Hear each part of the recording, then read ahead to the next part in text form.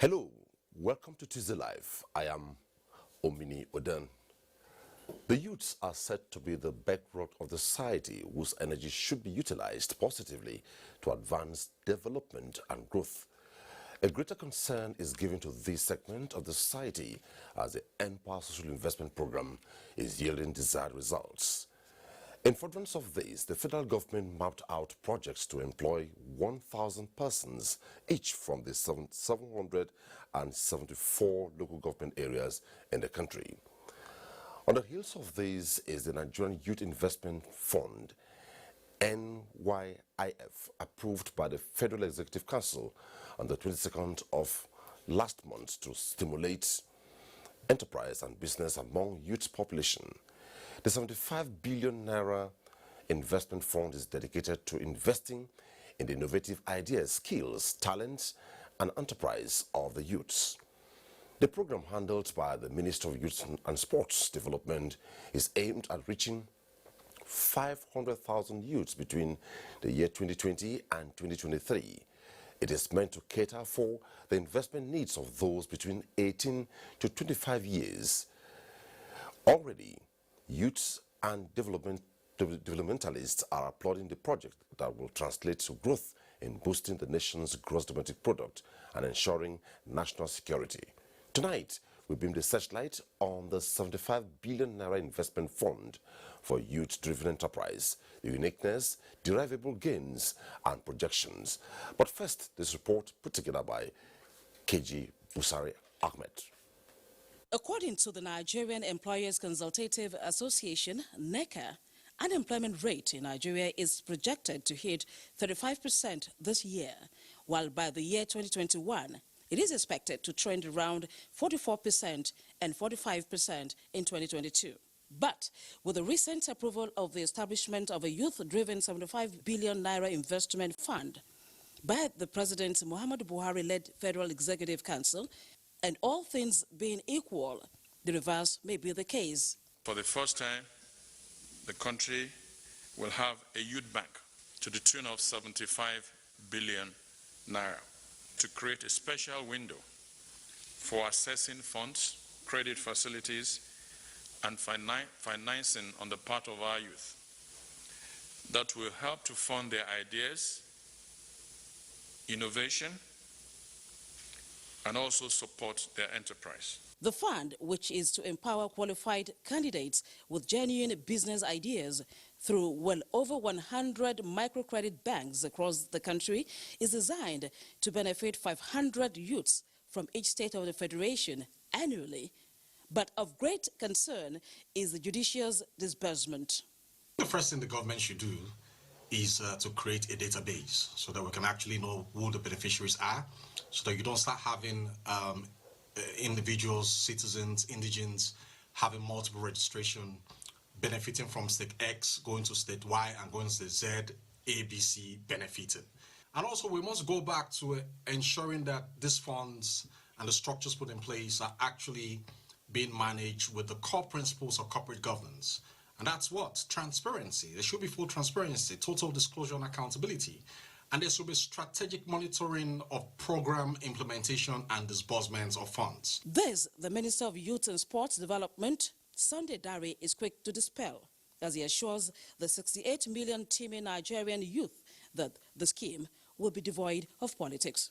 As President Muhammadu Buhari makes good his campaign promises to the Nigerian youth, some youths in Lagos have this to say.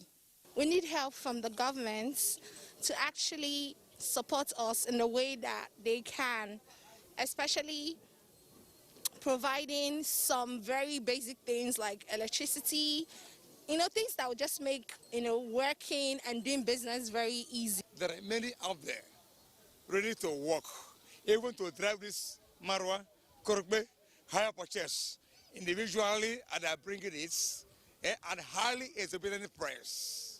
If it can get to the beneficiary, then it's a welcome development. I'm sure that it will go to help a youth in a long way. We have a passionate leader, a leader that can empathize. It says a lot to the people that he governs. With the proper implementation of the scheme through relevant ministries such as finance, budgets and national planning, youth and sports development, as well as relevant MDAs.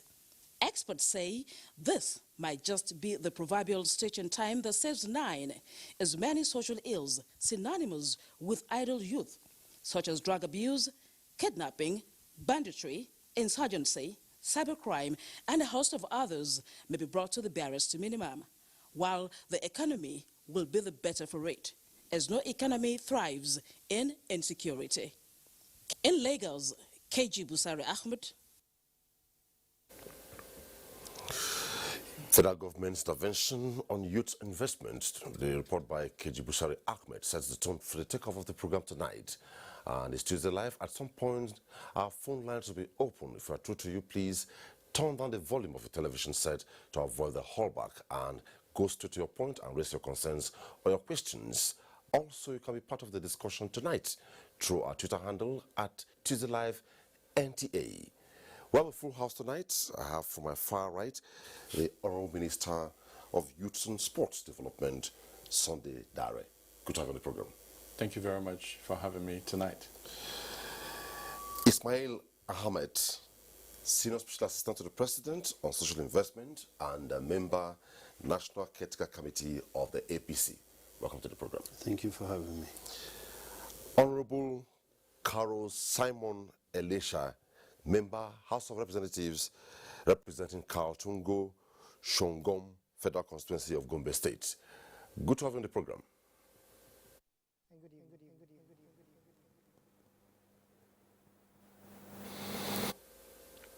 Mubarak Mijinyawa, Speaker, Nigerian Youth Parliament. Welcome to Tuesday Live. And joining us from our Ibadan Network Center is Professor Abiodun Folawewo, Labour and Development Economist. He is the head of Department of Banking and Finance, University of Ibadan. Welcome to Tuesday Live tonight.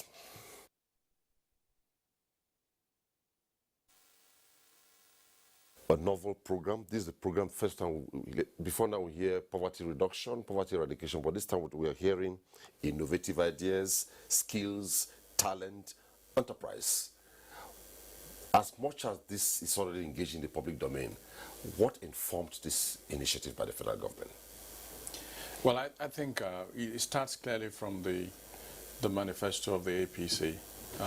Quite a large chunk of pages were devoted to talking about youth development. And when President Buhari became president, he said severally that he was going to make sure that we keep the youth of this country busy. And we saw that the first 4 years, he started to unfold these programs. The N-Power he talked about, one of the most successful youth intervention programs we've had in this country. We've had JEEP and a couple of other programs under the CBN, under the Ministerial of Humanitarian Affairs.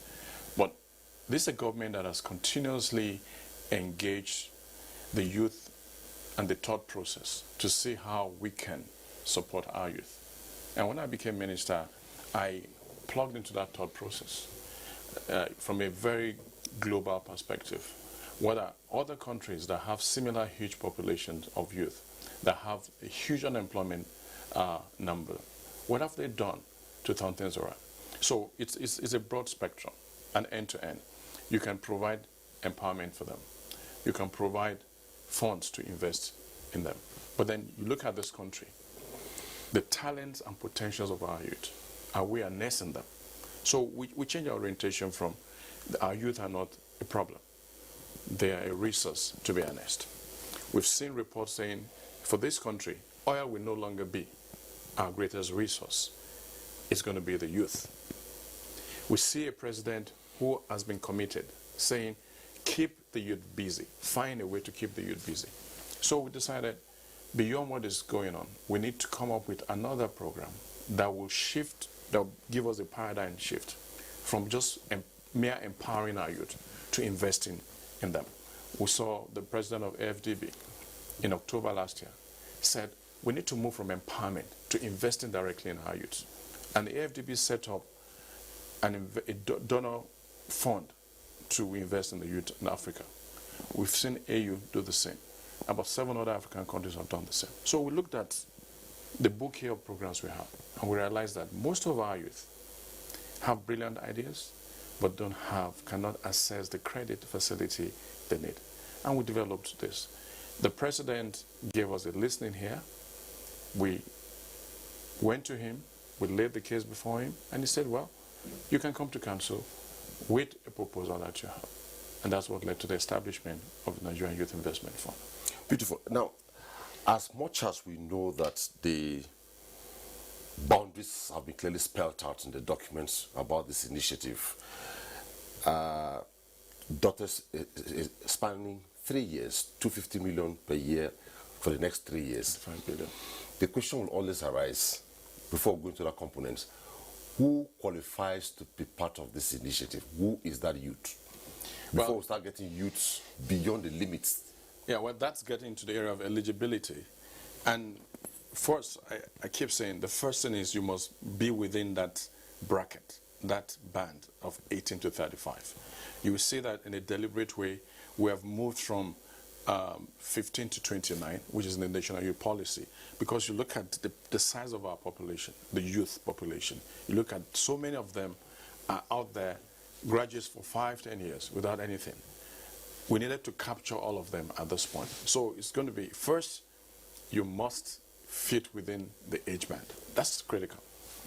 Second, you must have an idea, either an existing business or an idea to start a new business. You must have the skills, the innovative mind. And then you can approach, on the strength of that, something that is practicable and fundable. You can approach the fund for the kind of support that you have. It's not going to be different from the other processes that we have in terms of the requirements that you need to have. But critically, you must be within that age band. You must have an idea that is fundable, that is practicable, and then you can get the support you need. Do I need to know you to be eligible to qualify? Well, in a very deliberate way, I must say again, just like the success you've seen in Empower, there's a digital footprint. If you're a youth, you have access to apply online. You get support to be able to apply. And based on your application and the process, it's a tabula rasa. That's our principle. We want to make sure that the question of somebody loading up a number of names and then dumping it on us in the process will not occur. You also look at the characteristics of a ring-fenced fund. It is restricted, it is dedicated for the purpose for which it serves. That money is not going to be with the Ministry of Youth and Sports. It's going to be with the government banker. It's going to reside with the credit banks. We will have digital footprints of the money and those that benefit from it. So in the deliberate way, we're building all these necessary checks. And we have several benchmark studies of best practices that we've built in to make sure that every youth that is qualified will get an opportunity to benefit from this fund. Thank you. We'll go to other perspectives when we come back to you. Well, SSA, now, governance is complementary. Governance is sustained. Now, where do you come in here? Thank you very much for having me once again. Are the youths ready? Well, I think they are. I think, first of all, I'm just excited. And I think the Honorable Minister knows very well how excited I am when he told me the news and then when it broke out. Why am I excited? I'm excited for a couple of few reasons. There's a recent study that I saw that says that 53% of Nigerians today were not born in 1999. 53% were not born in 1999 when there was a re-advent of democracy, which means between the ages of 0 to 25 to 35 to maybe 40 is clearly about 60, 70 to 80% of the Nigerian population of the 200 million people we have. There is no way any country in the world will develop or move forward without investing in this huge chunk of population. And now it's not as if, and we've had this in our manifesto since 2014, 2015. What we have failed to have in the beginning was a person who was going to champion the cause of young people in the council. which we have in the minister right now. That's why I'm absolutely excited when this thing was brought on board. The only plea that I kept having for the Honorable Minister is to say that I know that especially a lot of young people, or a lot of people don't even get to graduate from school, because I remember when we were having a conversation about who is a young person. And then there was a joke about there's an economic youth and there is an age youth and then there's a political youth. An economic youth, you can have the age on your side, but when economically you are down, you are still a young person. But you see, the reality is that you find a lot of people don't get to graduate from universities due to result of economic situations in their homes until they are 30, 33, 34, 35. By the time they were able to get out of universities and be able to serve and do this and start looking for jobs, they are way beyond the age of 35. And so in the APC, we try to define young person between the ages of 18 to 40.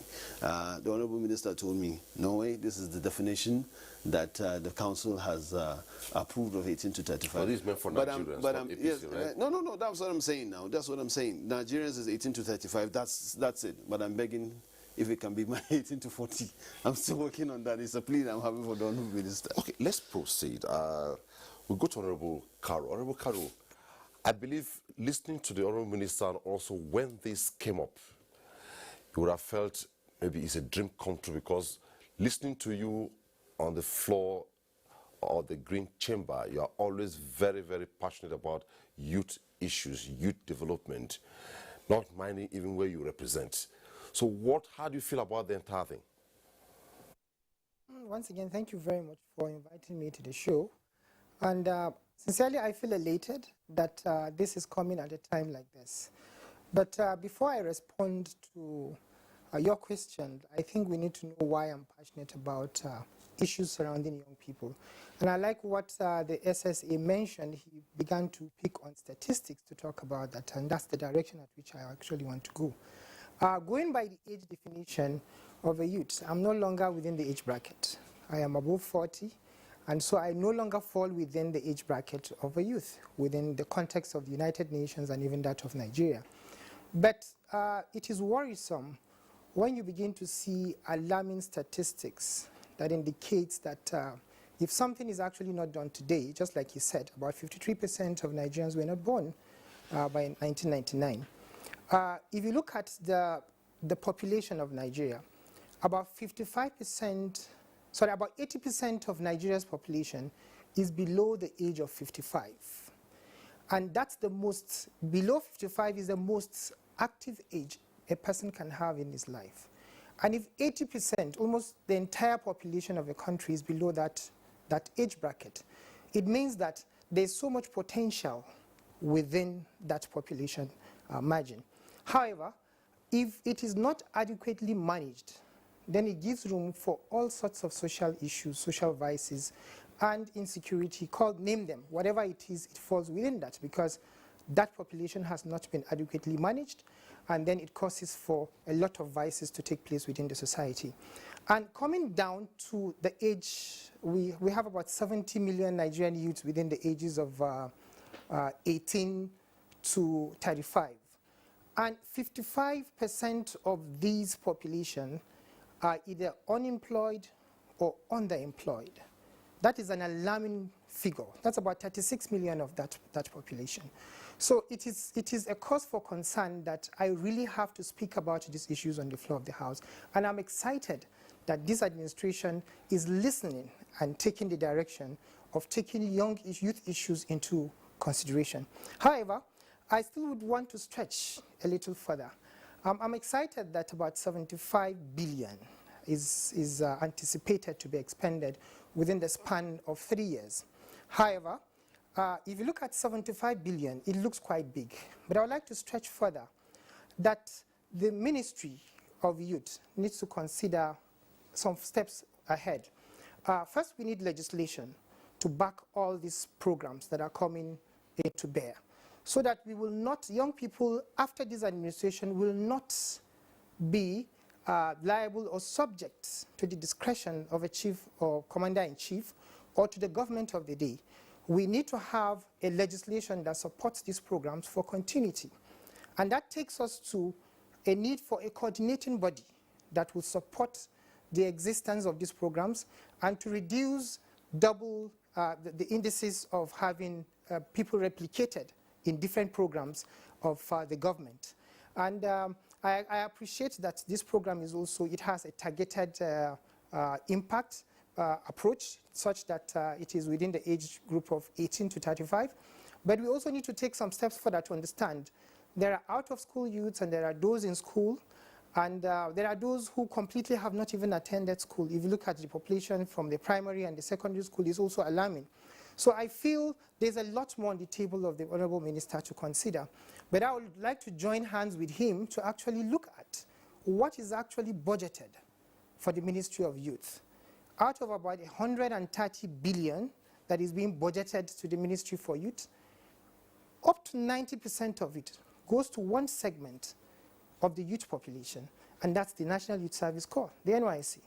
The NYSC takes about 112 billion out of 130 billion. It calls for a concern to support the Ministry for Youth. I think that the 75 billion that is projected to be in the Youth Investment Fund should actually be appropriated to the Ministry for Youth, aside what is actually given as a funding. Because 130 billion and then you take 112 billion to the National Youth Service Corps. And if you look at the population of what the NYSC serves within 1 year, is not more than 500,000 Nigerian youths. And that is a small fraction of the 70 million Nigerian youths and the 36 million underemployed and unemployed young people in Nigeria. So I feel that the Ministry of Youth is underfunded, just the way the young people are underemployed and also unemployed. If we must solve unemployment issues in Nigeria, we must increase the budget line for the Ministry of Youth and also have a coordinating body, just like the National Youth Service Corps has been over the years. It has come to stay and it has been making its own impact. So I feel there's a need for a commission or an agency that takes care of all these programs that are coming to bear and supporting, alleviating the unemployment and also underemployment issues among young people. And these are major reasons why I'm so concerned about youth issues in Nigeria. I'm sure if you give Honorable Caro the next 2 hours, it will go on and on. Well, let's go to Mubarak. Mubarak, for a long while, this is the first time we are hearing youth initiative by the federal government tailored at innovative ideas, skills, not political youth, economic youth, spiritual youth, name it. So, you are the Speaker of the Nigerian Youth Parliament. Would you say you are properly mainstreamed and galvanized to take off, to be part of this program? Permit me to start by appreciating the national television for bringing me to this very important discourse. I feel it is very, very important that I acknowledge first and foremost the commitment of the President for putting this initiative into play. And I would also like to commend the Honorable Minister for his support, his endorsement, because without all that, this wouldn't have been a reality. Secondly, to make input from the youth angle, as I represent the Nigerian youth as their speaker, I feel this is a very good initiative being put in place by the government, because over the time we've been hearing youth empowerment, youth programs, but they all come to pass as programs that youth people or youth population or some segment of the youth population only benefit from, while other segments or other population of the youth do not actually benefit from. So for the very first time, I can say that the government is making a deliberate commitment towards youth development, and I must commend the present administration of President Muhammadu Buhari for making this a reality, because this is something we have been advocating for in the Nigerian Youth Parliament. Actually, during our first sitting in December, we discussed, or one of the motions being moved on the floor of the House was the need for the establishment of the National Youth Development Fund, because of the need for deliberate investment or commitment of some funds to youth population. So as for the Nigerian Youth Parliament, we feel this is a very giant stride by the present administration, and we feel we can collectively promote this and downstream it to the grassroots level, because our main concern or our main fear is that when programs like this come into action, most of the beneficiaries of such programs come from urban communities, while young people from rural communities are being left out, or young people that are not properly or well educated are being left out. So in this case, we know, or the statistic has shown that about 70% of youth population only have only acquired basic education. So what about it's only 30%, and most of these programs being brought by the government are programs that accommodate only young people. Sometimes they will even say that these programs are only dedicated for young people that have social certification, or the criteria that will be put in place. Most of the population of young people cannot be able to meet up to the criteria. So it is important that we continue to advocate for inclusion of all and sundry.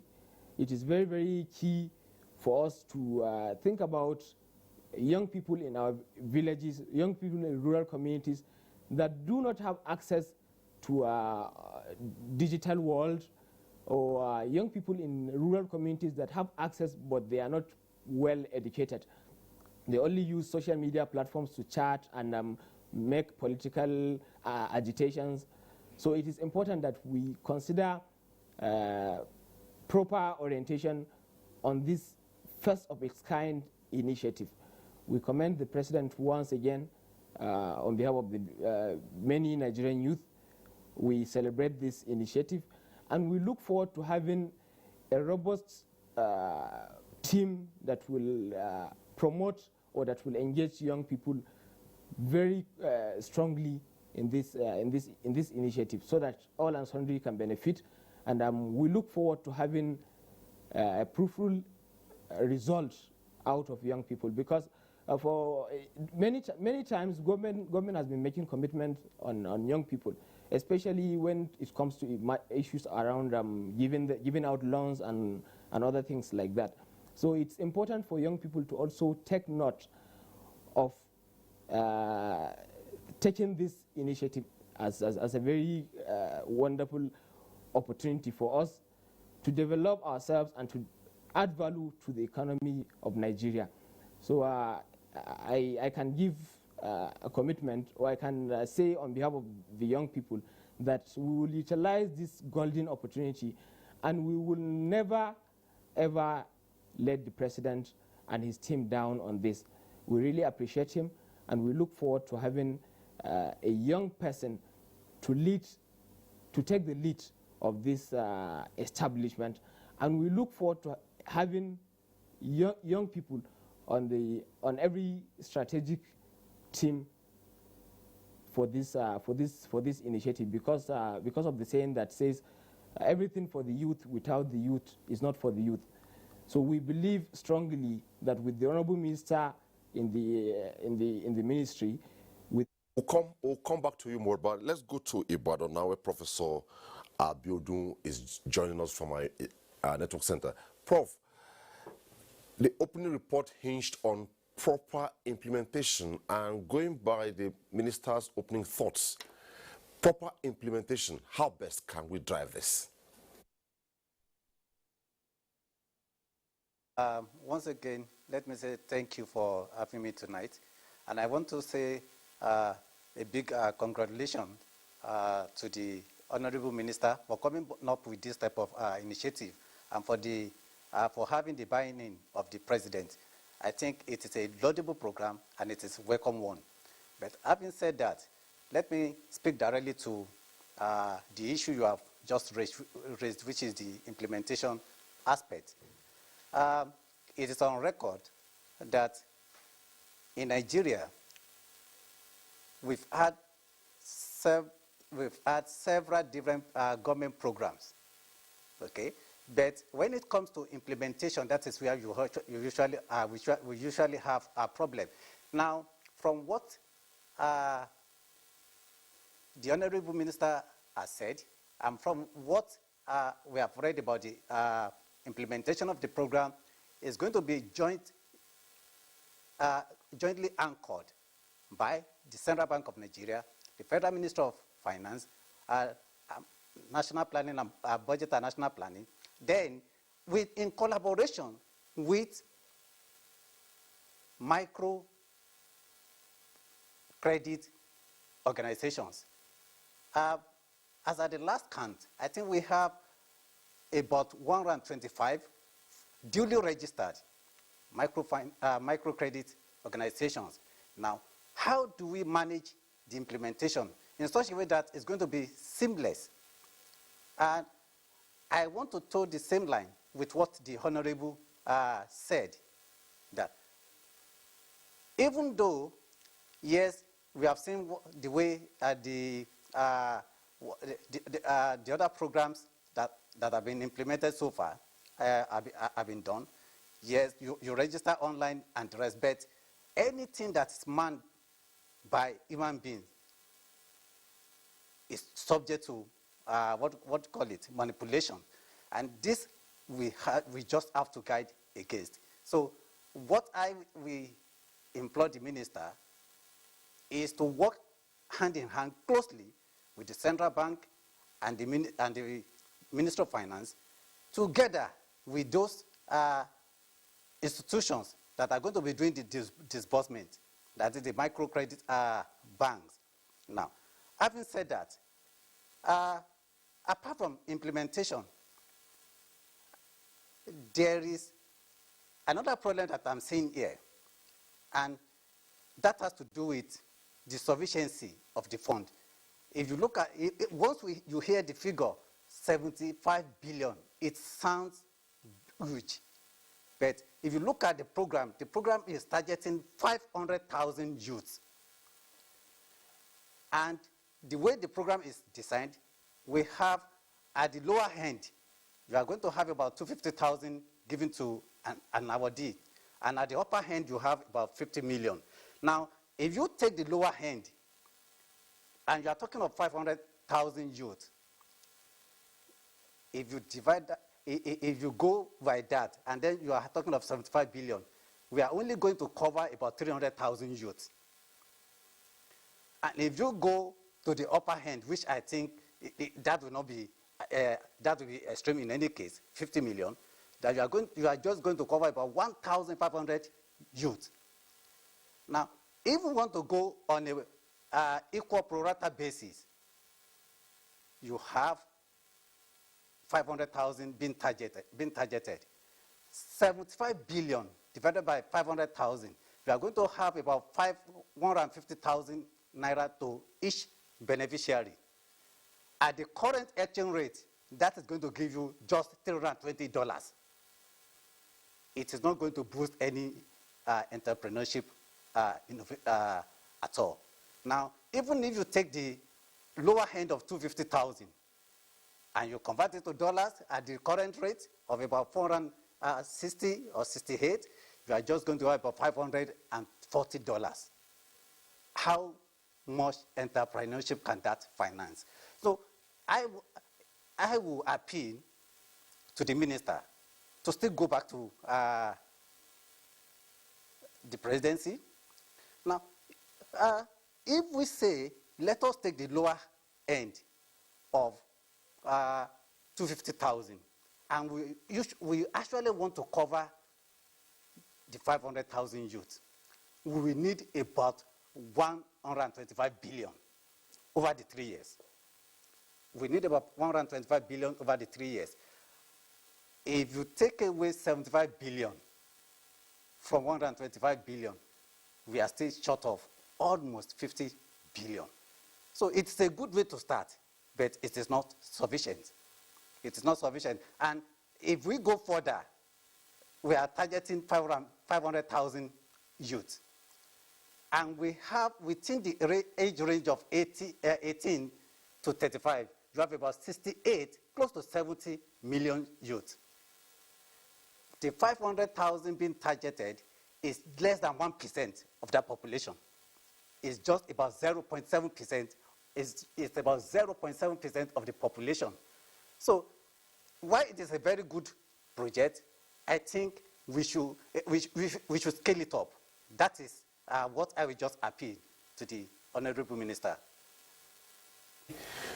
We shall be dotting the landscape of Nigeria to bring you some reports, but before we begin the first reports, let me allow the minister to respond to one or two issues before we proceed. And issues of safeguards, technology played out. So before we take the first report. Well, thank you very much. Let me thank the Prof. Let me thank Mijinyawa, the President of the Nigerian Youth Parliament, and also Honorable Karu. I think they have spoken very well, particularly Honorable Karu. The work of the lawmakers is critical.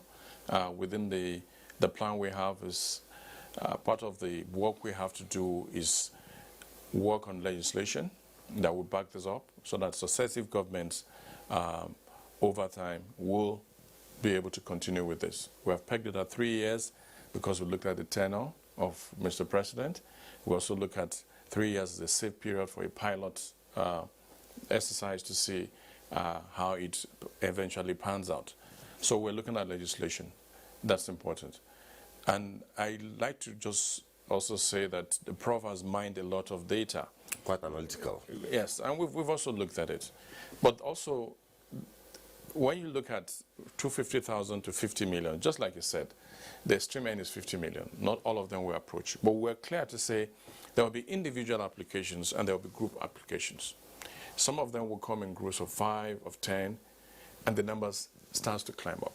We've also designed that beyond the funding we're getting from government, we're looking at 2 other streams of funding. For a fund like this, you can get international donors and partners to put in fund from the United Nations, from the EU. These streams of funds are there. So we created that bucket and we can attract funding into that. We're also looking at the Lottery Trust Fund. Lottery Trust Fund, the fund that comes in there comes from sports betting. The bulk of our youth are involved in sports, but also they're also involved in sports betting. We're also looking at that bucket of fund to say, what can we get from that?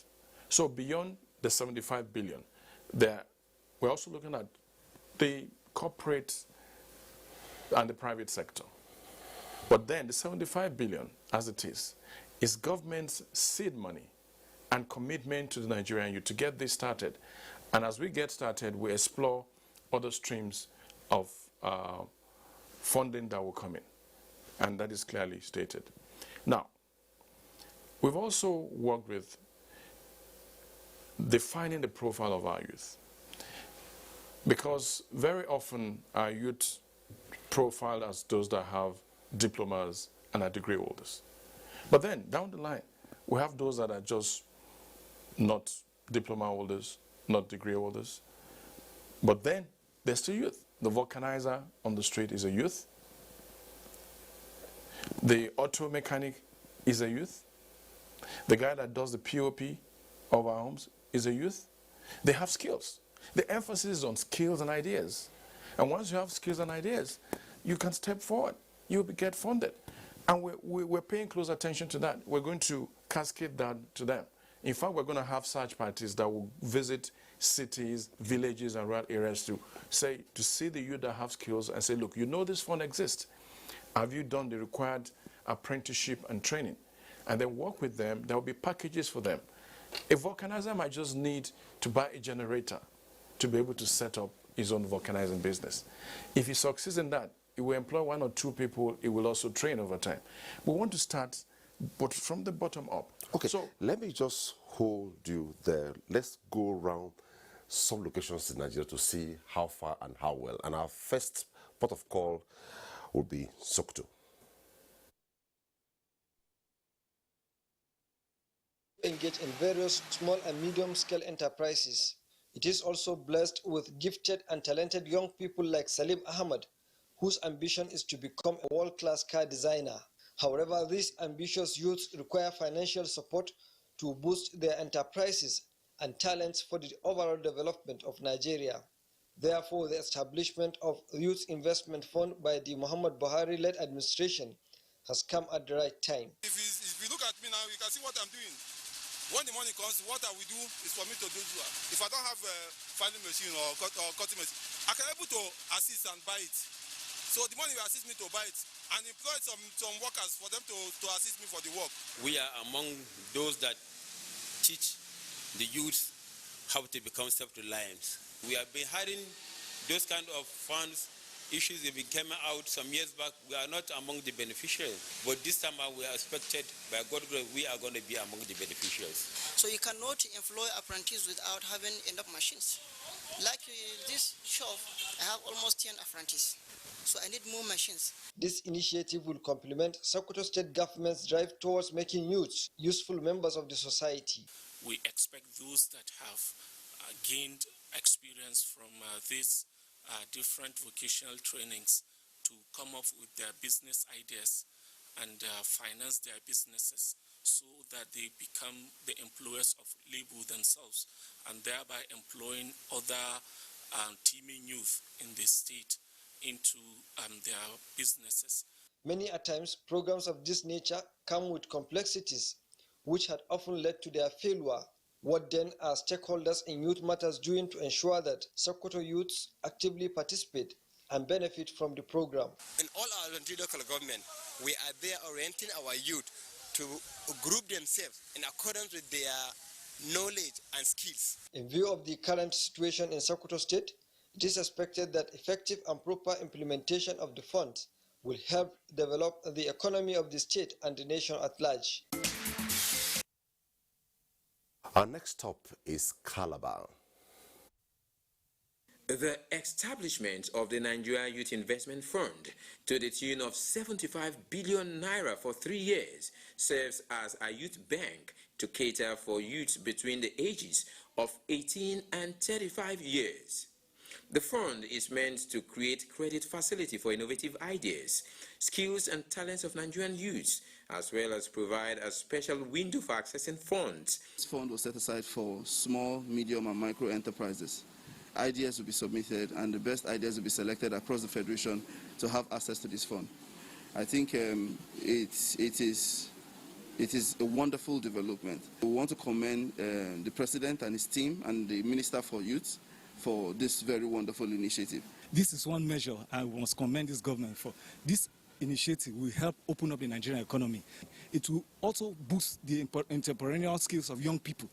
So that's why I'm particularly excited, because a lot of young people go to school, graduate, looking for white-collar jobs. There are no white-collar jobs anywhere. But with this initiative, 75 billion naira is a huge sum of money. These stakeholders only appeal that the appropriate mechanism devoid of corruption and parochial sentiments be employed in the implementation and disbursement of funds. Those were the reports coming from Sokoto and Calabar. We have other ones, but let's now go to our Twitter handle. If you cannot pull a call through to the program, please go to the Twitter handle, and it's at Tuesday Live NTA, and you can be part of the conversation. Well, a couple of tweets have come in, and some addressed directly to the Honourable Minister here, and maybe I take some other ones to the other members of the panel on the program tonight. First is from Adeyemi Benga. It says, what about those youths who have only ideas yet to register their business and get trained? Will such youth categories of youths be qualified to access the loan? That's one. The next one by Bialmino Dogara says, I agree with creation of database first to know who and who are beneficiaries. Maybe I'll take that to Honorable Carol to give us the import of having a database. Maybe I'll allow you to respond to the first question, or the first tweet. Thank you very much. I think that, like I said earlier, we're paying attention to the profiling of our youths. And beyond being within the bracket, you must also have an idea. We're going to have a team, as you approach them with your idea, for existing businesses and also for new businesses. For instance, we're developing a model. Even before you access the money, you must do an online one-week training. about business management, financial management, basic accounting. That's one. Two, you might have an idea, but you are unable to develop it and turn it into a kind of business. Is there a portal where they can go now and read through? Well, we're just 2 weeks old, and we're developing that. Just today, I had a brainstorming session with 15 youth from across the country, just wanting to listen to them about this fund. And the excitement is real. You can feel it. Tomorrow, we're going to announce the Ministerial technical team. The composition is quite rich from diverse backgrounds. They, in the next 2 weeks, will sit and look at all these various aspects, encompassing, such that whether you're a diploma holder, whether you're a non-diploma holder or degree holder, we will find a way to develop a package that gets to you and you get some support for your ideas and your enterprise. Okay, quickly, let me address this one to you again. It's coming from a lot of tweets here, but okay, let me quickly go to Ismail. Ismail, this one, not directly, but you can handle it. It says, what is the federal government's plan about the exited Empire? And are you aware that the Empire volunteers have not been paid for 3 months now? Can you handle that? I don't know. You know, the Empire has been moved out of the presidency. Sure. Yeah, it's under the Ministry of Humanitarian Affairs, so I think they are more equipped to handle that. But it's our pioneer program. We're the ones that created it, and we're the ones that ran it for about 4 years. So I know that I don't know what the status of the payment is, but I've seen complaints on the media. But I do know that the ministry is doing all its best it can. It has opened a portal. It's bringing in new batch, and I know that there was some sort of communication from the ministry that the ones that have been batch A and batch B, which was scheduled to last for 2 years, would be going off. I don't know what the status is precisely. I don't know. Let me add a second leg to it, so I respond to the two. Okay. And follow up here says, we have families, those who look up to us for survival from the meager stipend we do receive every month. We know that the federal government has no concrete plan for Empire volunteers, but please help us prevail on the minister to pay our June, July stipends. Okay, maybe you can. First, let me say, I think the Minister of Humanitarian Affairs, she's been quite upfront on the ministry about these issues. They've been in the media. The ministry has responded with detailed explanation, sometimes with pleas to say, we're working on this, we're looking at the data, we're putting together the funding, and the government will make good its word to pay. I think that's sufficient enough. If you've been on this program for 2 years, and government has paid you for 21 months consistently, and then 3 months becomes a problem. So the ministry has been upfront about it, and I think they just need to be patient to be able to get their 3 months. Now, when you look at what happens thereafter, and then you look at the establishment of the Nigerian Youth Investment Fund, if for 2 years you only got stipends, you've not had the opportunity, you've not had the credit to start a business, well, there's an opportunity created by this same government, by President Muhammadu Buhari. You get off the NPower, pick up your idea, and come to the NYIF, the investment fund, come up with your idea. We don't want to just create youths that will pull stipends for 2 years and then with no idea. The goal is that unless we make entrepreneurs of our youth, we cannot bring down the unemployment numbers. No country has been able to solve unemployment anywhere in the world without making funds available that will turn their youth into entrepreneurs, wealth creators, employers of labor. And that is what it's about. So the Empire, those that graduate from it, they have an opportunity to come to this fund to get funding for their ideas. You must have ideas. You can't just wait to get, stipends from government. That's one. There are also a bouquet of other youth-focused programs by this government, with BOI, with the CBN, quite a number of them, more than 13 of them. Our youth must apply themselves to the opportunities available. Government has created several opportunities through MDAs. Our youth must step up to the plate, apply themselves to that process. We've seen the success of COVID-19, 50 billion Naira fund by the CBN. Quite a number of our youth from SMEs that apply themselves to that process. Some of them were processed by this ministry to the CBN. Almost 85% of them got the necessary funding they needed. So I think it's important that we must look at what the government is doing to help the youth. And this program, the Youth Fund, comes as part of it. All right. We'll still come back to the still other tweets, but let me allow Honorable Caro to address the issue of the import. Somebody has raised a tweet here that is concerned about data. So how crucial is data to this? Very, very important, and it's a prerequisite for decision making and even implementation of any program. With regards to youth development issues, first I mentioned earlier that we need a legislation to back these programs, so that it remains the Ministry for Youth remains a barrack. It will not be left at the discretion of any successive government. And one important thing that is necessary to support data harmonization is having a coordinating body that is specific to handling these youth matters. Let's take, for example, what happened in the NPower. It has been quite successful, and it started from the presidency, and now it has been moved to another ministry. What I think it's important is that we need to have we need to be strategic in terms of putting out sustainable programs. And when you lose out in terms of consistency of who is managing a particular program, we seem to fall out in terms of how sustainable it becomes subsequently. So I would like to take, for example, one part of the Ministry for Youth that has been quite successful is the NYSC.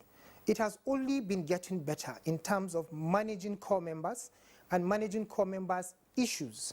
If we have a coordinating body, if let's say the National Youth Development Commission, which forms part of the Ministry for Youth, that commission will be dedicated in managing youth affairs, where it is able to collaborate with NICEL, it is able to collaborate with BOI, it is able to collaborate with NDE. That will be able to harmonize data and be able to collect a pool, having a strategic approach to youth issues around the country and having an understanding on how to approve these agencies to support them. Let me give, for example, even with NPower, there's usually a huge rush online to go and register for NPower. But if we have coordinating agency or commission and is also domiciled in the respective ministries for youth and sports in the various states we have, these ministries will be an integral part of the entire system mechanism that will support in generating data of unemployed young people and how to even prepare and train young persons. A lot of times we are quick to run to online programming, whereas the moment you start, there's usually a network breakdown, because the traffic online gets to become cumbersome for the websites we have actually established for such programs. But when we are able to establish these units and collaborate with the various states commissions or ministries for youth, it makes the work a lot easier. People know where to go to, and then we have local governments in the entire country, 774 local governments. We have youth departments that could strengthen these activities and have a database of the number of young people that are there, the active youth or skills, or be it artisans that are existing within those communities. I think we need to strengthen the system, right from the Ministry for Youth down to the local governments, that will support, harness our programming, such that we don't have people running from BOI to NICEL to NDE and also to NPower and so on, and you can name them. There are quite a lot of social intervention programs that we have. I feel that the Ministry for Youth is grossly underfunded and needs to be adequately funded to expand into solving these youth issues. Otherwise, the SSA mentioned of the teeming population between the ages of 0 to 14. And we also have, based on the African Union statistics, that by 2050, Africa's population will be younger than ever. And we'll have close to 80% of Africa's population younger than the age of 20. What it means is that we need to make concerted efforts to prepare for these teeming youth population, teeming rise of younger population in Nigeria, and I think we need to strengthen the systems now. Now that we have a government that is willing and is ready, and more than ever willing to release funds to support youth work. So I think we have a window of opportunity to actually get to expand what we need for youth development. Quickly, Professor Abiodun, please, I'll come to you right after the break and Mubarak. But let me allow the Honourable Minister address some of these tweets that have come in before we forget them, before we go on break. Honourable Minister, from Fredo Niger says, please, about the National Youth Investment Fund, how does an average youth benefit from it? What are the criteria, and when will capturing registration of youth start, and when will the disbursement likely to be done? The next one says, what issues and challenges do you anticipate in the initiative? How prepared are you to overcome them? Next, Nicholas Oshoha says, what is the Commission going to do about apprenticeship, livelihood training and skill acquisition in our Central District's constituency to curb youth vices? And the last but two on this series says, the intervention is a step in the right direction. This is coming from David Umar. This is because if we empower our youths, we're empowering the nation. Thus, the funds should be harnessed to develop a productive country. The NYSC 3 weeks camp can be scrapped to manage the fund for the ministry. Ukiabila says, do you have offices in all the states, capitals in Nigeria? And the last one here is, what is the status on the National Youth Policy? Will it be relevant for successful implementation of the fund? Quite huge. Yeah, quite. Let me start from the National Youth Policy. The National Youth Policy is still current. It runs up to 2023. The youth policy approved by FEC is quite detailed. As you know, we have the full volume. We also have the app for it. You can download it on your phones, but we also have the pocket size. But I think what is critical in that National Youth Policy is the fact that there are 13 thematic areas. It looks at youth and sport, youth and education, youth and science and tech, youth and ICT, and just down the line, youth and health, youth and environment. So when you youth and science and tech, when you look at what is happening now, whatever we're doing is buried within the National Youth Policy. There's the Nigerian Youth Employment Action Plan, which focuses on entrepreneurship, development of our youth. So that policy is relevant, remains our Bible for youth development, and what we do, whatever we do, takes its direction from that. Then I go to the very first question, and that's the question we've seen so many of our youth ask. This was just approved barely 2 weeks ago. When an approval is received, then the process kicks in. And we have started that process. The question of eligibility, the issue of the loan features, the duration of the loan, is it going to be, would there be a moratorium, and a couple of other details. All of that will come with time. Right now, just visiting our ministry website, you can get details from there. Going to NOYA, the Nigerian Online Youth Assembly, a dedicated aggregator website for opportunities for our youth. You can get that information. Today, like I said, I had a meeting with about 15 youth from across the country, carefully selected for a brainstorming session. Tomorrow, we're going to announce the Ministerial Technical Committee that will deal with the nitty-gritty of the futures, the implementation, the processing, the timing. We know that with funds available, this is something we want to move quickly along with. We know the desire of our youth who have waited for this opportunity. This government understands that this is critical for them.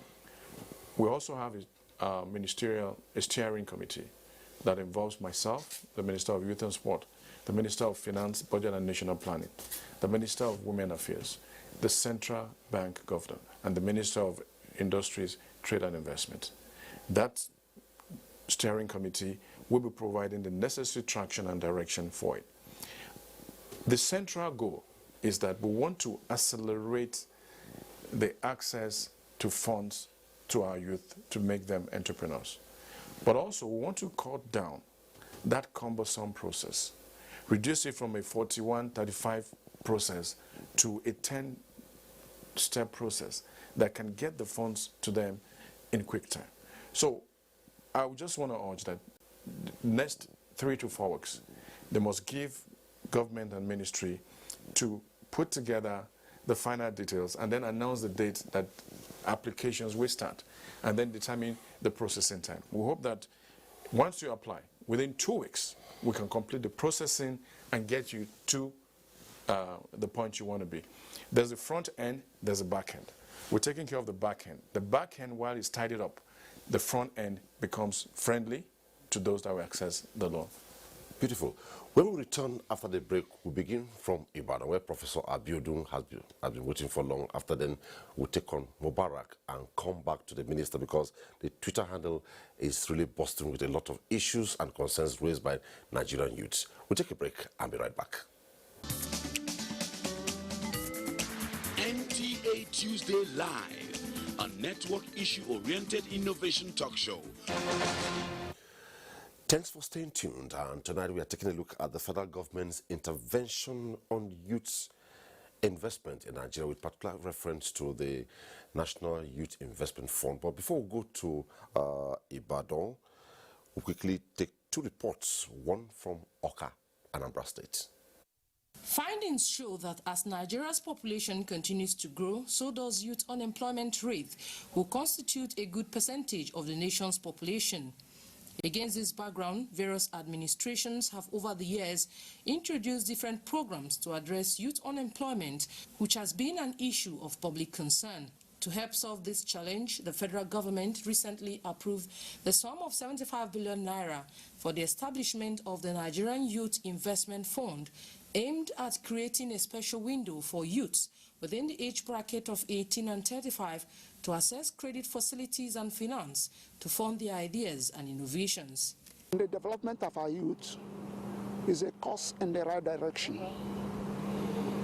Right direction in the sense that the future of our nation depends on this youth. It's high time we started thinking on how to focus the attention of the youth into economic and political development. The fund, which is the first of its kind by any Nigerian government, many believe will reduce the increasing rate of unemployment among youths, which has greatly increased in the country as a result of the COVID-19 pandemic. There's an urgent need for transformation, transforming the mind of these youths to begin to accept realities. It is so often believed that most of the youths in town are improperly engaged, but the ones at the rural areas are not properly engaged. With the help of the councillors, had it been that they are in place, it would have been a very perfect executed project. While many programs have targeted creating opportunity for youth employment, the sustainability of the program is also to be considered an indicator of its success. We'll now go to Maiduguri. Considering the effect of the lockdown occasioned as a result of the outbreak of COVID-19, the federal government introduced several schemes that are supposed to ease the effect on Nigerians and stimulate growth of the economy. It is in line of these that the Federal Executive Council last week approved the establishment of a 75 billion naira youth investment fund to support enterprise among 68 million Nigerian youths between the ages of 18 and 35. If this money is given to me, it will boost my tailoring business. Microcredit banks are expected to distribute the funds to the targeted beneficiaries, where the scheme will be closely monitored by the Ministry of Youth and Sport. Here in Borno State, the over a decade-long insurgency has crippled most youth, thereby making them jobless. But with the establishment of these 75 billion naira youth investment funds, the remarkable gains will be achieved, being the first of its kind in the country. We have a chunk of talented youths in the state who needs some funds, who need some starter kits, who need some palliatives for the purpose of being self-employed. I have to commend the federal government if really the grants or the funds will now go to the youth. Borno being the epicenter of the insurgency and the youth in Borno being the worst hit, I am sure that when such funds reach our young ones, they will make good use of it, and it will help in reducing some of the problems that we have. I think they should be encouraged, and they should be given this support massively, and also be guided to make sure that they get what they want. And any of the products they produce should be bought off by the government or by philanthropic organizations or financial institutions, just to encourage them. While describing the scheme as timely, stakeholders in Borno equally praised the federal government, saying it will minimize involvement of youths into all sorts of vices as a result of idleness, poverty, and displacement. Back from Oka and Maiduguri, we now go to Ibadan, where Professor Abiodun has been waiting for long. Professor Abiodun, a couple of issues have come up in the course of the discussion, and one of it has been the fact that technology and the fear of unwholesome practices like corruption and trying to cut corners may play up. But before then, I imagine maybe you are consulted by the minister here to talk to youth to be part of this program in the southwestern part of Nigeria, for instance. What will you be telling them?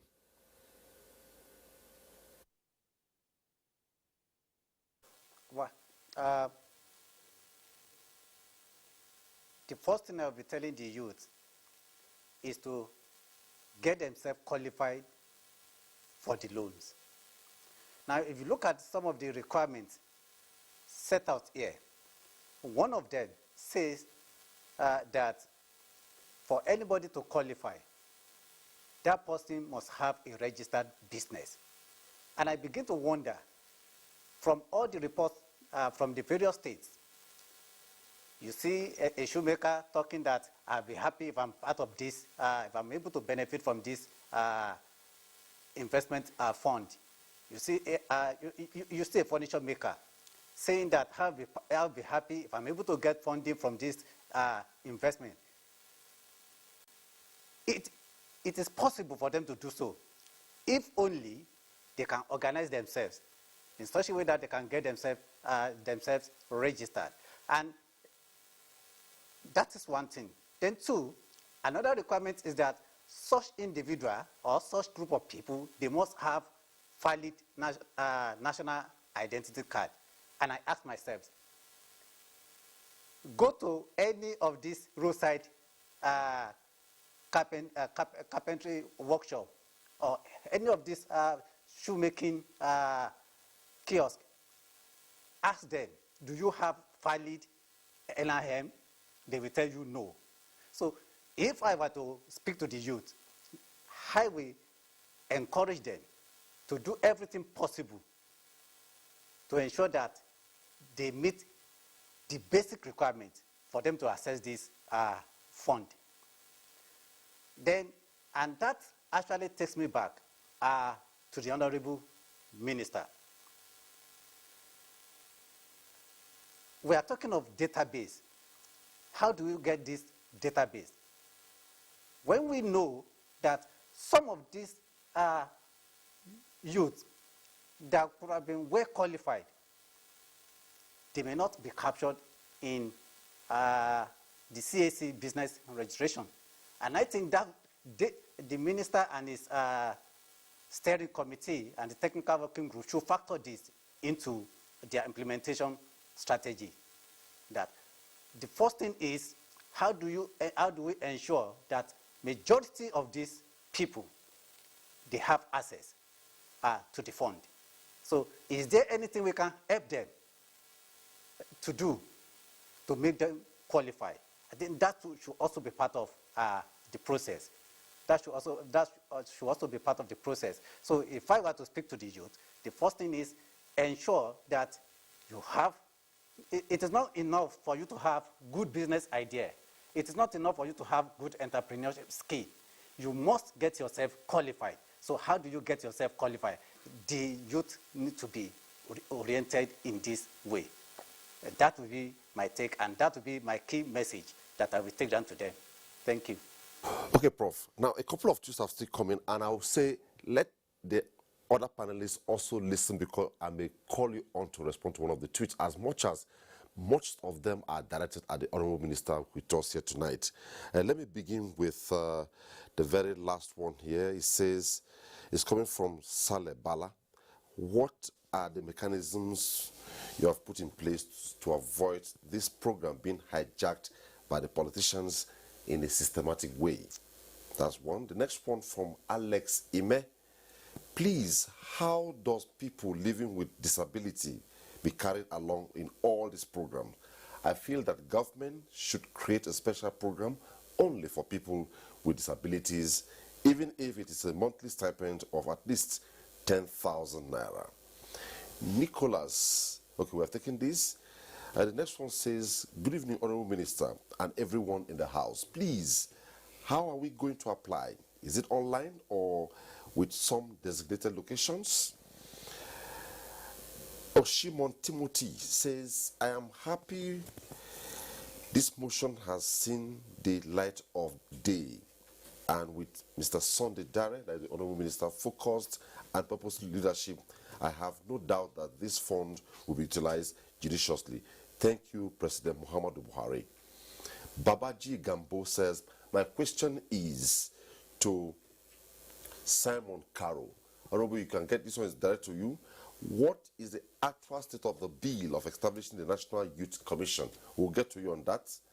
And how can young farmers in rural areas have access to this fund?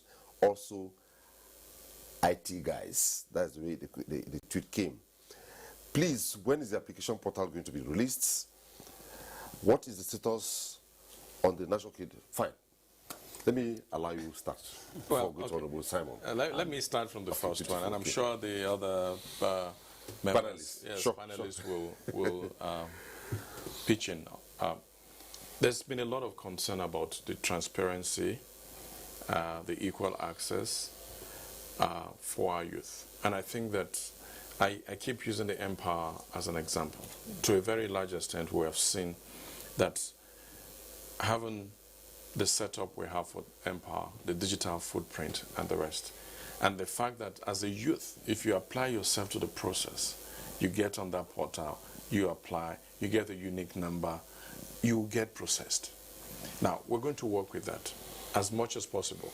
We're going to work with a tabula rasa principle, such that you can apply and then you're processed. But also, we're also designing for those that cannot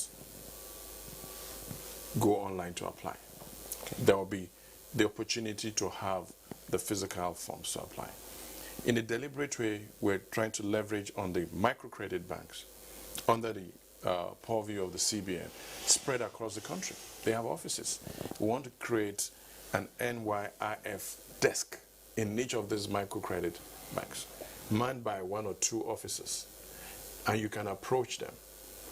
If you're not educated enough, you can get there, get a form, get assisted to across the country. Across the country, get assisted to fill the form.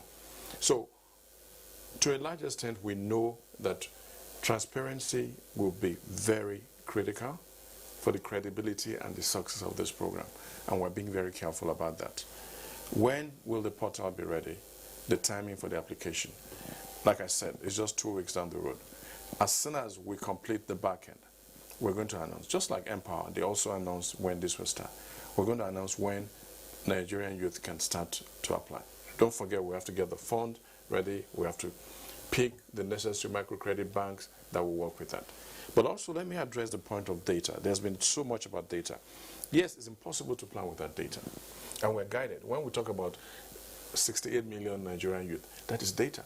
It helps us to say, look, we need to do something for this very strategic population. But there's the question of legacy data, and then the need to create new data.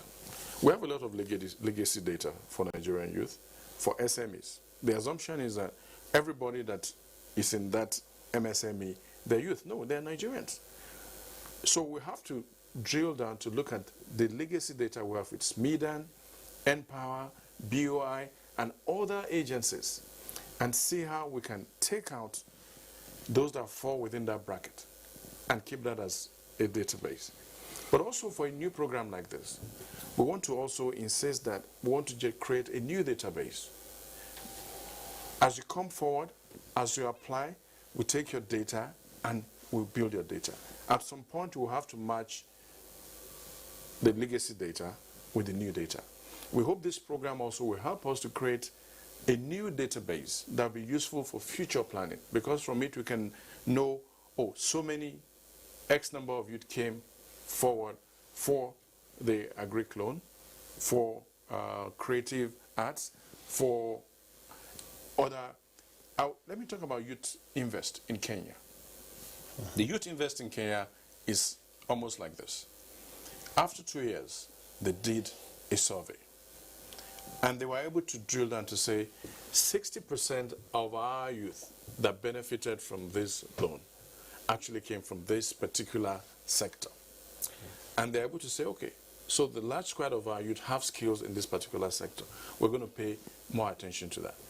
And I think that for us, we're excited about the opportunity, but also more excited about the new data and the new insights we're going to have about the skills of our youth, what they like to do, the kind of support they want. We're going to pick a lot of this information that will benefit policymakers and other policies that were related to youth beyond the National Youth Fund. Okay, let me go to one of the was concerned about how will it be done so that politicians don't hijack it systematically. I think the Honourable Minister has given an answer to that. I think this is going to be, it's going to have a digital footprint. And I'll give you an example from what we did in Empower and what is currently going on. When we came on board in 2016, when we were about to start Empower, and I think that's part of the argument. A lot of people didn't believe in it, you know. So we set it out. There was a portal that was opened. Very few people applied.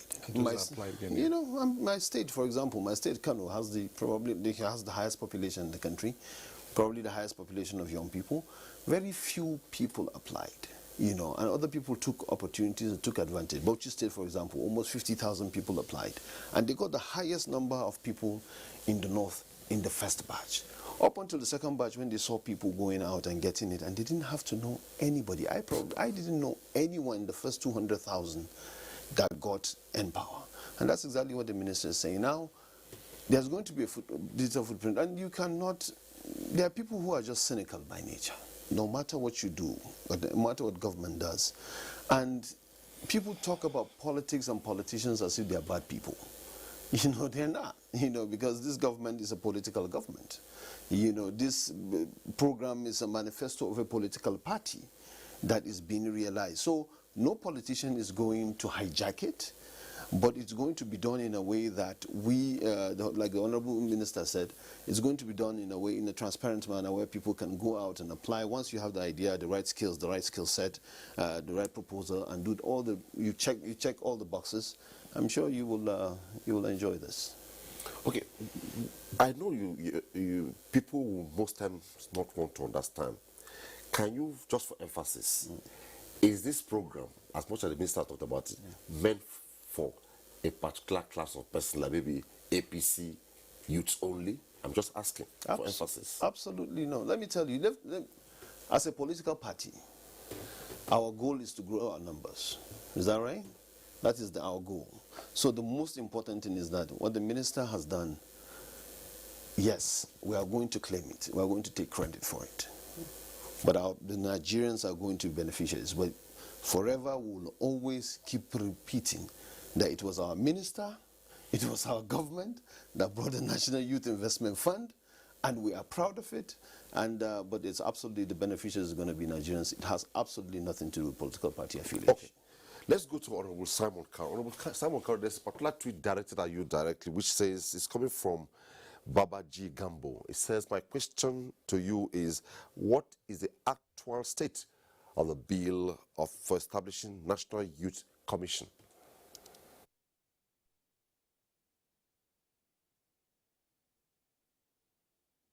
Honourable Simon, please. Sitting in the House plenary, we will have the second reading by September. That's the current situation on that. But then a bill is an encompassing process. It requires public hearing, and then it requires that other stakeholders also get involved and make some input. So just watch out on it, that September, October, second and third reading, where it will also require public hearing so that people could also make inputs to that. Still on you, Honorable Simon, are you somehow worried regarding the sustainability of this initiative? I'm excited about it, and I'm confident that it will be sustained if we back it by legislation, and we are also able to establish more or less a coordinating unit, which could also be an agency or a parastatal or a commission within the Ministry for Youth. It would be appropriate to coordinate most of these social intervention programs, because we've had in the past administration the UWIN project, which was also a very successful program. And then we have had a couple of them. We also have the Presidential Youth Empowerment Scheme, which I think is run from the presidency. I think if we're able to have a coordinating body, we will be able to harness data and also be able to improve from where we are. Rather than having programs come at different levels, we'll be able to improve based on the programs. And for example, the current Empower, which the minister mentioned, that they would also learn from the online approach that Empower has been able to successfully run the program.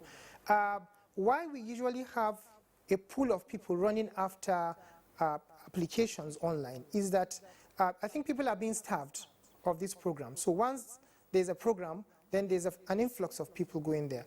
But then when we have a rollover of programs with continuity coming from an agency of the government, it will get to a point that these programs will be available for people to apply at will. That rush and that crowding of applications here and there will reduce drastically. So I am fully of the support, and I'm confident that a coordinating body will ease this work and make these programs more impactful to Nigerians and more accessible to people. And my biggest worry is people in the grassroots, people in the villages, who will have to require that someone will have to help them do the registration. Some might have beautiful ideas, but they may not be able to put in the required data to support them in accessing such facilities.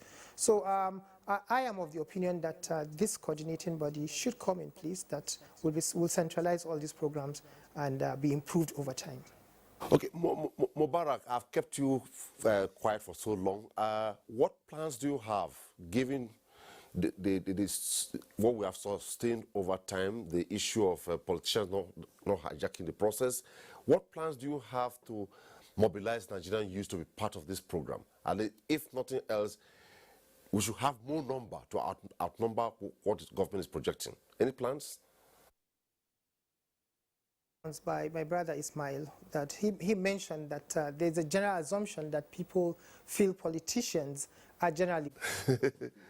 The question is meant for Mubarak, please.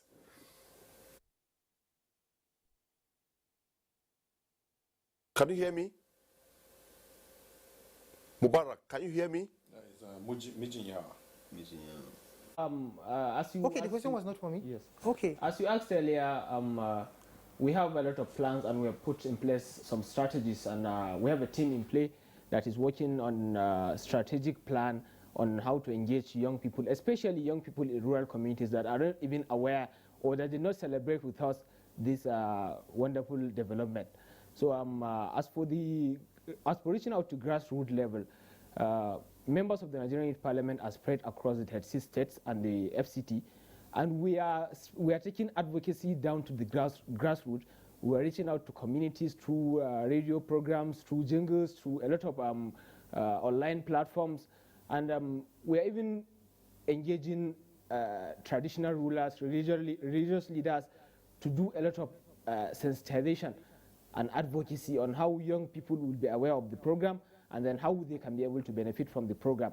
And as for young people in urban communities, we are still looking at the possibility of engaging other young people as volunteers to be able to downstream the structure of the Nigerian Youth Parliament, to work together with them and achieve the sensitization or the public enlightenment about this initiative, because we feel it is very, very important that the government, after putting this in place, it is very important for the government to also consider using organizations like the Nigerian Youth Parliament and other non-governmental organizations to do much more of engagement to the rural communities so that people will be aware of this program.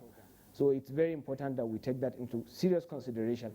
And aside that, the Nigerian Youth Parliament is also closely working with the press department of the Federal Ministry of Youth to do much more of public enlightenment on their programs and on the website of the Federal Ministry, and many other communications through the state ministries of youth and sports. And we are closely working with the state youth parliaments to also give out more education on the development. Just to veer off a bit, just reaching us now is from the Nigeria Center for Disease Control. It says the latest report from NCDC shows that Nigeria has 304 new confirmed cases of COVID-19. The breakdown shows that FCT has 90, Lagos 59, Ondo State 39, Taraba 18, and Kano with a list of 1.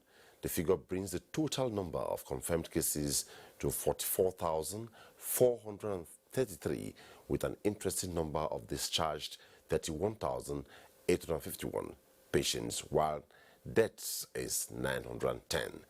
That's the update just reaching us from Nigeria Center for Disease Control on COVID-19. Quickly, to sustain the conversation, we want to stick our microphones besides reports, but vox pop to Nigerians on how they feel about the investment fund for youths by the federal government. We begin with Kaduna. Before now, we know the micro, small, and medium enterprises. Bulk of the population are the youth population between the age of in the 2022 up to 40-45.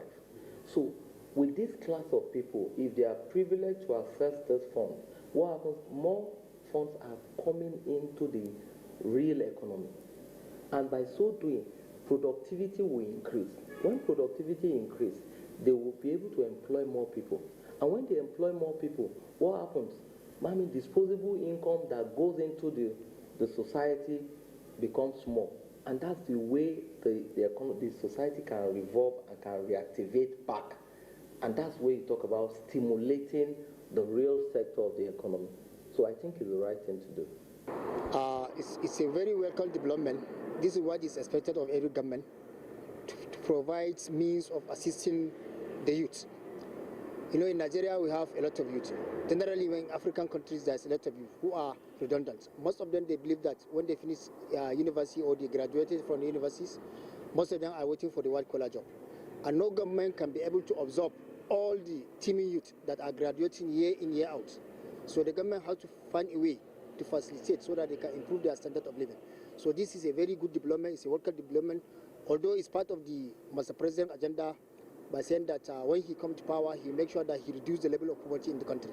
And this is a very good step towards that. We'll go to Ibadan now. Any country that wants to see prosperity, wants to see security, must address the problem of youth unemployment.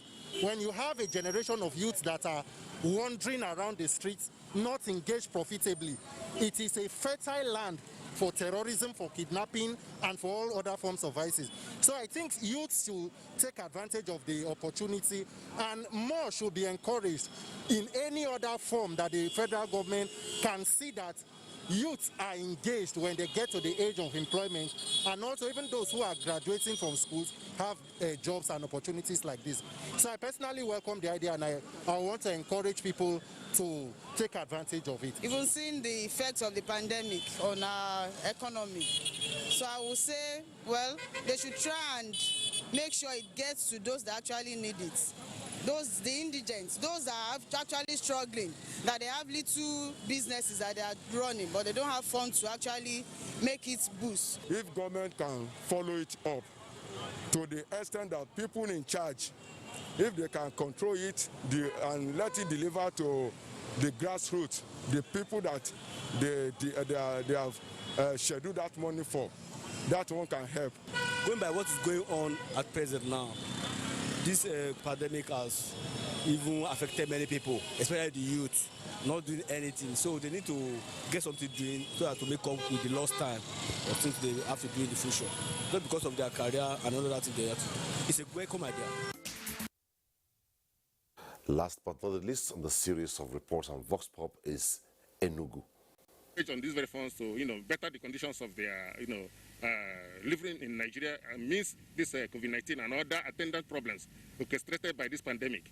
Now again, it is very important for people to know that for people to access this fund, they need to have a good business idea.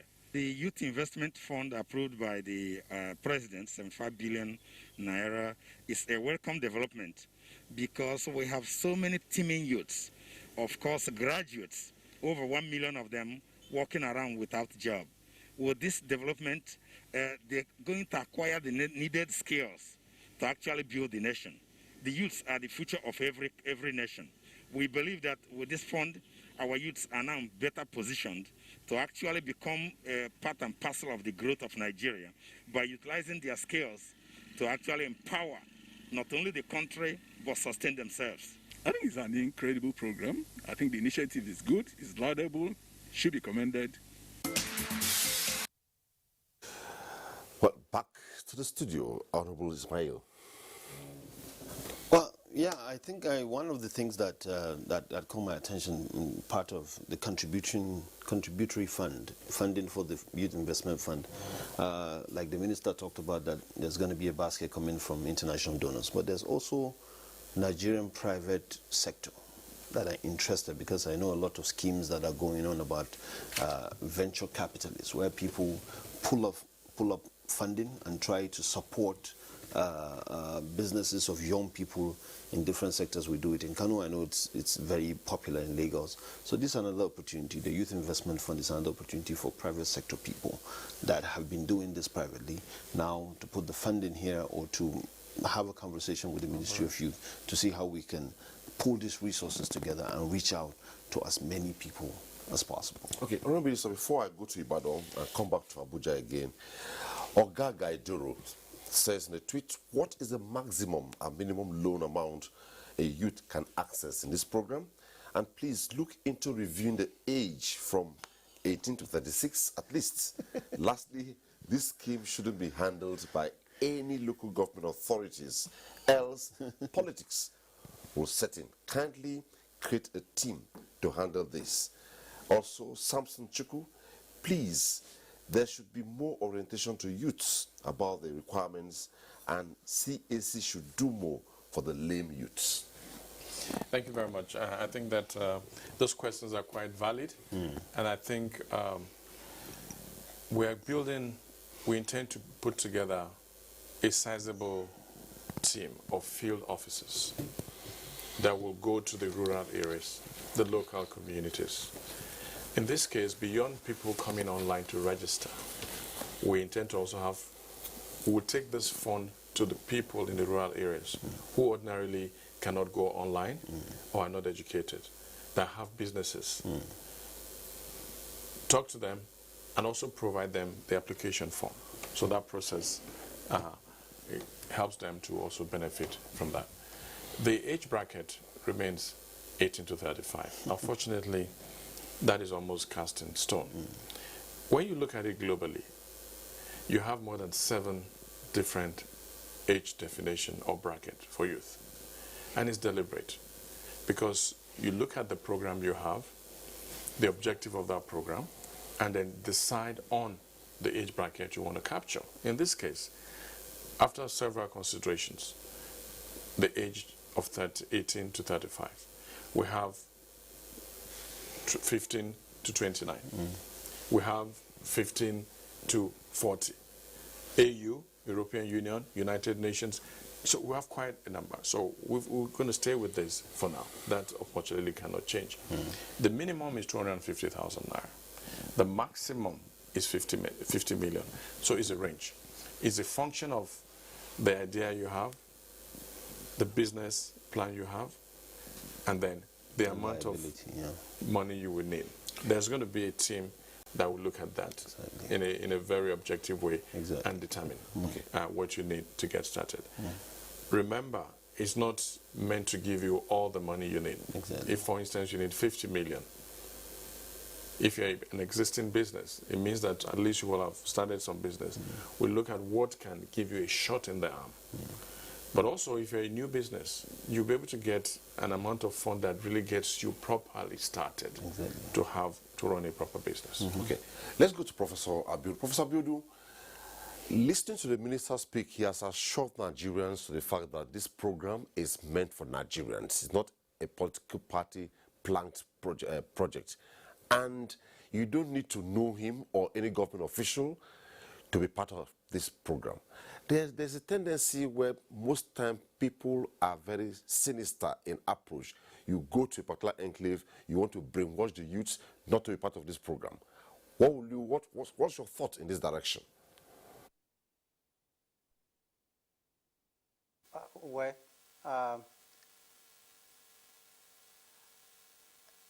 Let me quickly just say this.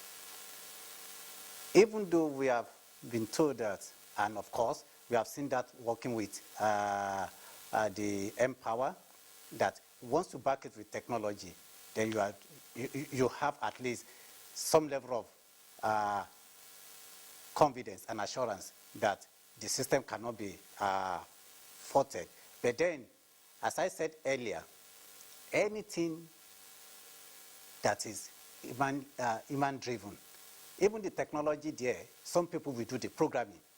But then, I think with the way technology is going, every day you develop. Every day you develop. It's just like some people writing virus. You develop your own antivirus. So I think it should be a continuous review process.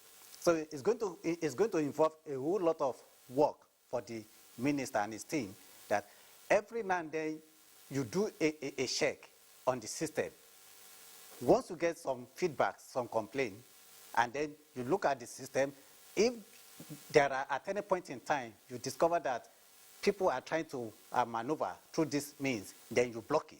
So, but it is not just a one-off thing. That's okay. We have done it. It is fraudulent-proof. That no, but it shouldn't be that way. So I think the team, the minister and his team, we need to do a continuous system and process check in order to ensure that nobody is able to tamper with the process, and those people that are supposed to benefit from it, they actually benefit from it. Once that is done, I think the program is good to go. And once again, let me also say that, as I said earlier, it is a very good and laudable program, and but then we need to ensure that the implementation process is foolproof. Thank you. Professor Bill, before I sign you off, the minister is right here interfacing with you in this program. What words do you have for him before I sign you off? Well, for Mr. Minister, once again, I want to congratulate him for coming up with this type of initiative. But it is not enough to start or to have an idea. We must see it through. And that is where I want to appeal to the Honorable Minister again to ensure that at every process there is always this check and balance. You ensure that you just don't leave it that, okay, it is technology driven, then let's leave it. And then also, I also want to appeal. If you go back to, I'm not so, but listening to you now, I discovered that what we have read from your press statement, that you need to have valid ID, you need to have your business registration, but that, no, there are also a set of people that may not have this and they will benefit from it. And that is the aspect I want to advise the minister to also look into, so that we have, that the program is able to get to the grassroots, not just for the elite there, or those people in the middle class. You have a BSc, you have HND. There are some people, they are so talented, they have ideas, they are innovative, but they don't have the necessary requirements. How do we ensure that they benefit from the fund? So that is where I'm going to appeal to the minister, because it is a very beautiful idea that you are going to even take it to the community. Please, I want to implore you, sir, that ensure that this is followed through. Once we do that, I think everybody is going, you are going to have your name written on a platter of gold. Thank you. Thank you so much, Professor Abiodun Folawewo. It was nice having you on Tuesday Live tonight. Thank you so much. Thank you. Okay, let's go to Mubarak. Mubarak, as a last word on this program, lofty idea, and so much has been said about it. Now you are right here, after now, what do you plan to do to ensure that Nigerian youth benefit and this program is not hijacked? Thank you for giving me another opportunity to speak on this very important program. I feel we have already discussed this, but I will give more information or more details on how the Youth Parliament is planning to engage young people to ensure their active participation and to ensure they benefit from this initiative. We have a team in play that is developing a strategy which will entail public enlightenment conferences, virtual conferences because of the COVID-19 impact, and seminars for young people to actually understand what and when they should do or what they should do. So I think this is what the Nigerian Youth Parliament is working on, and as I said earlier, we have members spread across the 36 states and the FCT that will work closely with young people in their various communities to ensure their eligibility and their participation in this program. But most importantly, I have a message for young people. I feel this is a program that is first of its kind, and I see it as an integrity test for young people in Nigeria.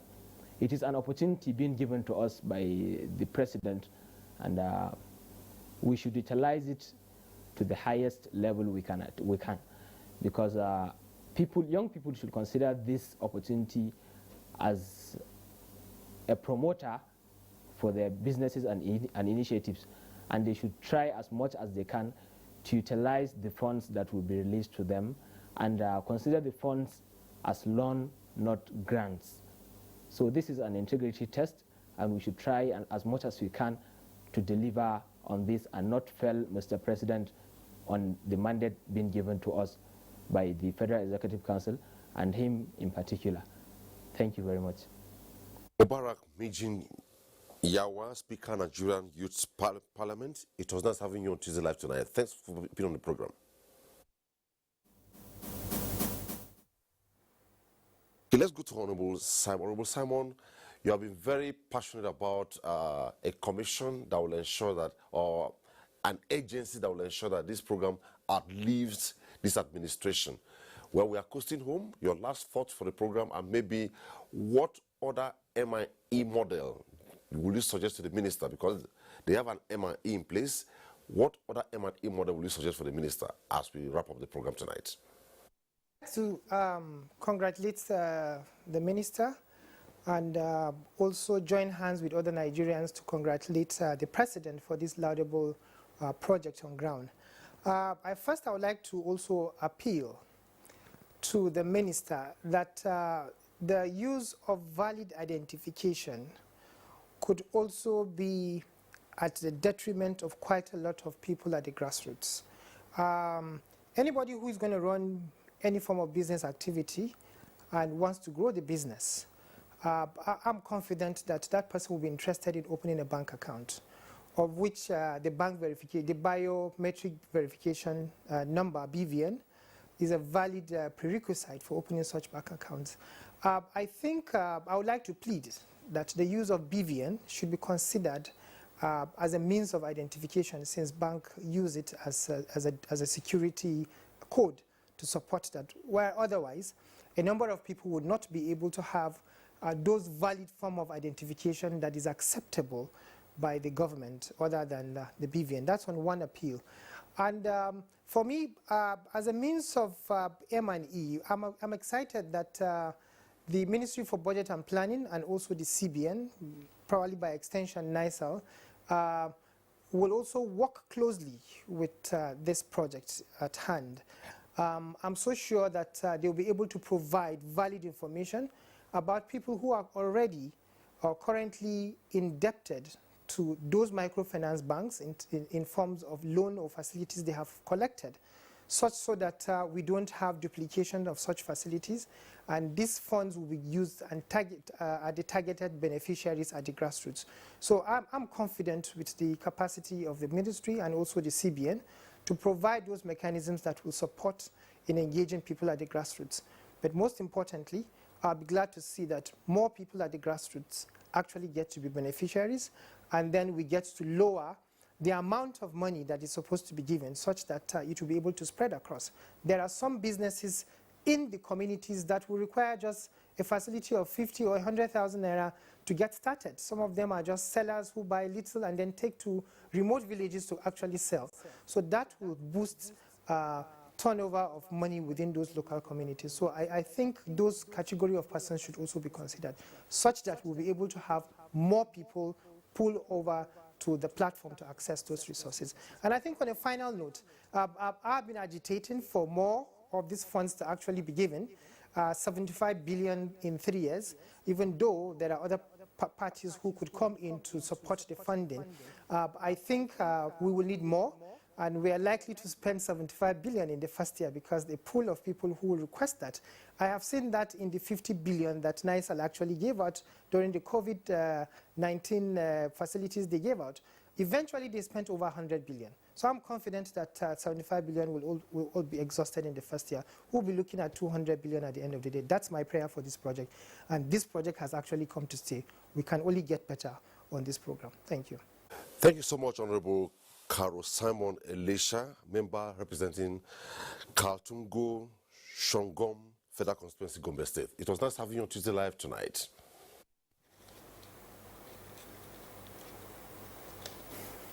Now, back to Ismail, your last thoughts before we wrap up. Thank you so much. My advice to young Nigerians is that go out, take advantage of this opportunity.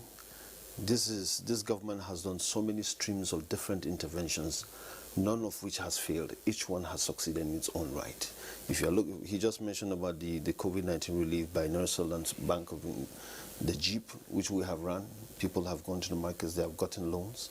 The Empower is a huge success. You know, now the Nigerian Youth Investment Fund, it's going to be a huge success as well. So take advantage.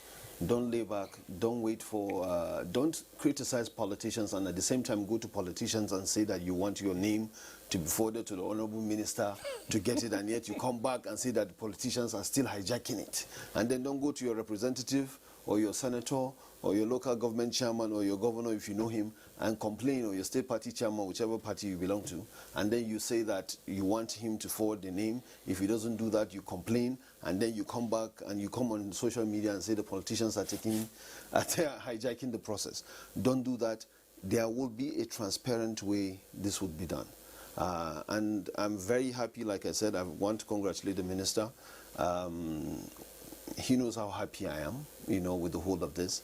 And like I said, it's not going to be strictly for political purposes, and for beneficiaries are not going to be politicians, but nobody would stop us as APC from taking credit for this initiative. Okay, thank you so much. It has not been on the program tonight. Thank you. Well, Honorable Minister, just as a wrap, I hope they will not say you have abandoned the sports arm of your minister and facing just youths.